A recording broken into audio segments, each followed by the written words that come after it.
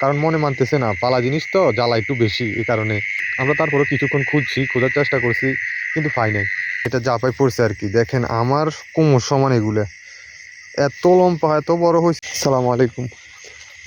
দুপুরবেলা একটা ঘটনা ঘটলো। আমাদের ঘরের 4-5টা হাঁস আছে, আমরা পালি আর কি। এগুলো অনেকদিন যাবত ডিম দেয়। তো হঠাৎ আজকে এখানে হাঁসগুলো, এই যে যে ছড়াগুলো ধানের, এগুলো খাওয়ার জন্য আসছিল আর কি। যেহেতু এখন চারপাশে ধান, বড় বড় ধান, সেহেতু এগুলো আসে খাওয়ার জন্য।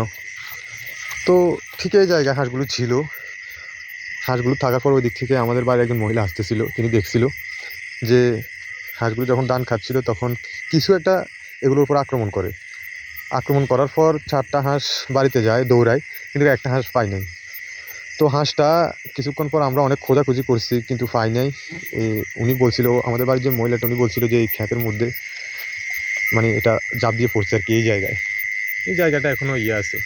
তো আমরা সাথে সাথে আসার পর চারদিকে খোঁজাখুঁজি করি, একবারে সব খোঁজাখুঁজি করি, কিন্তু এটা পাই নাই।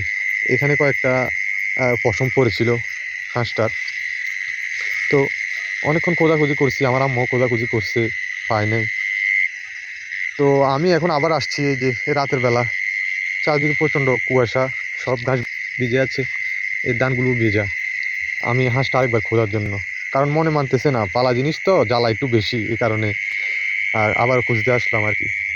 যেহেতু চারদিকে এমন ধান হয়েছে, এগুলো অনেক লম্বা হয়েছে, তো যার কারণে শিয়াল এগুলোর ভিতরে, এমন আমি ভিতরের দিকে জায়গাটা দেখাই কোন জায়গায় শিয়াল থাকে। এই যে খালি যে জায়গাগুলো আছে ভিতরে, এই খালি জায়গাগুলোর মধ্যে ভিতরে শিয়ালগুলো থাকার পর এগুলো হাঁস মুরগি, আমরা যেহেতু সাইডে বাড়ি, মানে চারদিকে জমি, মাঝখানে আমাদের বাড়ি, সেহেতু এগুলো একটু বেশি উৎপাত বেশি আর কি শিয়ালের। তো চারদিকে এখন যেহেতু এমন লম্বা লম্বা ধানগুলো বড় হয়ে গেছে এখন চারদিকে, তখন এগুলোর ভিতরে এখন শিয়াল প্রচুর থাকবে। তো হাঁসটা নিয়ে গেছে, আমরা তারপরে কিছুক্ষণ খোঁজার চেষ্টা করছি, কিন্তু পাই নাই। এখন আমার সন্ধ্যা থেকে মনে মানতেছে না যে না, হাঁসটা বেঁচে আছে, একটু খুঁজে দেখলে পাবো, তাই আমি আবার আসা। ওই যে আমি আপনাদেরকে প্রথমে বললাম, পালা জিনিসের জ্বালা বেশি, মনে মানতেছে না, তাই চলে আসলাম। হাঁসগুলো অনেকদিন পর্যন্ত ডিম দেয়, একবার পুরাতন হাঁস, প্রায় আমাদের 3-4 বছরের হাঁসগুলো। যদিও হাঁস সচরাচর কেউ এতদিন থাকে না, তারপরেও আমরা এগুলোকে অনেক যত্ন করে রাখছিলাম। তো হঠাৎ আজকে এই আক্রমণ। তো এখন রাত অনেক হয়েছে, আমি আবারও খুঁজতে আসছি, যদি শেষবারের মতো একবার যদি একটু ইঙ্গিত যদি পাই, হাঁসটার একটু আওয়াজ যদি পাই, তাহলে যদি বের করতে পারি আর কি। আমার সামনে একটা বাগান আছে, ওই বাগানে সবসময় শিয়ালগুলো আড্ডা থাকে বেশি। হাঁসটা ঠিক এই যে এই জায়গায়, মানে এটা জাপায় পড়ছে আর কি। দেখেন আমার কোমর সমান এগুলো, এত লম্বা এত বড় হয়েছে যে আমার কোমর সমান। আমি ধান ক্ষেতের ভিতরে, দেখেন চারদিকে ধান, আমি এর ভিতরে।